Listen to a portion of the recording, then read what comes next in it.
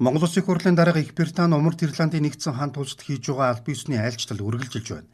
Британий засгийн газрын хиймэл дагуулын хэрэглээний хурдсуур инновацийн төвийн үйл ажиллагаатай танилцлаа. Уг инновацийн төв нь сансрын техник технологиг хөгжүүлэх, түүний хэрэглээг өргөжүүлэх чиглэлээр үйл ажиллагаа явуулдаг. Энэхүү нэр хүндтэй байгууллагт Монгол улсын иргэн марл ахлах зөвлөхөөр ажилладаг. Их Британий шилдэг 10 залуу судлаачийн нэгээр нэрлэгдсэн тэрбээр хиймэл дагуулын өгдөл дээр судалгаа шинжилгээ хийж байна. Марл нь Оксфорд их сургуульд докторийн зэрэг мөн хамгаалжээ.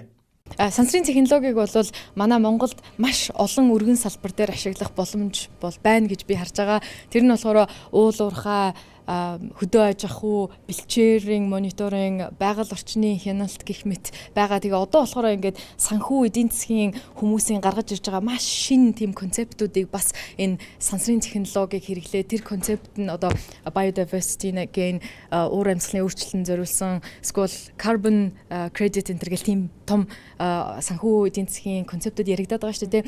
Тэр концептыг яаж энэ сансрын технологиор дэмжиж дэлхийн тогооноос манай Монгол руу хөрөнгө оруулалтаа аваад уул усаа бид нар хамгаалах вэ гэсэн тийм том боломж бол байгаа гэж би харж байгаа. Нарны технологи байна уу? Эсвэл бол салхины эрчим хүчний технологи байна. Аль алийг одоо уул уурхайн хөдөө нутагт те яг хаана тавих вэ? Энэ технологиудыг тавьчлаа гэхэд хөрөнгө оруулалтын өгөөж нь яг хизээ ингээд ирэх вэ? Хэр их ирэх вэ? Замаар яаж холбогдох вэ? Энэ гэх тийм зөндөө ажлуудыг бол хийж болно. Одоо саяны жишээ нь доктор Марла Германд уусаа байна, Нидерландд байна, Америкт байна, Японд байна.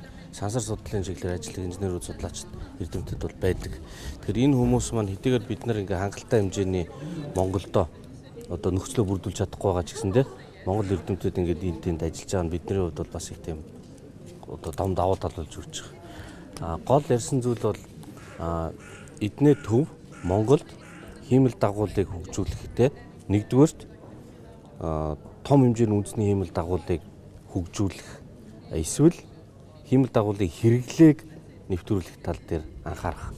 Аль нь эдийн засгийн бөгөөд шинжлэх ухааны хөгжлийн хувьд биднэрт илүү үр ашигтай вэ гэдэг асуудал.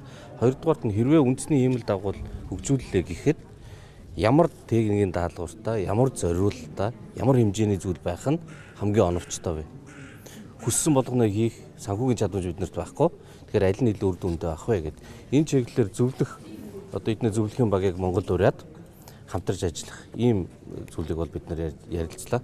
Хиймэл дагуулын хэрэглээний хурдсуур инновацийн төвөнд дэлхийн нийт анх хиймэл дагуул хөөргөж эхэлсэн үе буюу 1970 оноос хойш өгөгдлүүдэд тулгуурлаж, хувийн хэвшлүүдтэй хамтран байгаль орчин, хөдөө аж ахуй, хот төлөвлөлт, уул уурхай зэрэг олон салбарт судалгаа хийдэг.